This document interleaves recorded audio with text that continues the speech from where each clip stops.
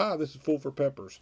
I want to make a short video to show you how I sharpen my easy wood tools when I've exhausted all the surfaces and rotated them all around and the tool is dull. Okay, the first step is I take my Allen wrench that's supplied with the tool and I loosen the Allen screw.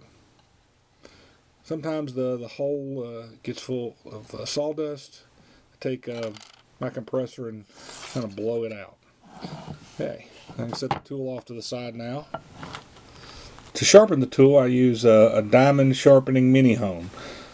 In this case, I have a fine which is red, and this is the tool.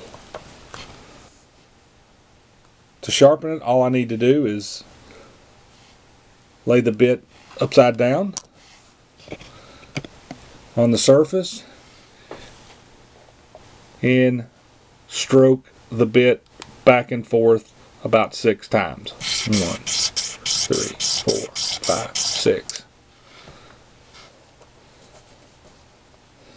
That's it. Thank you very much.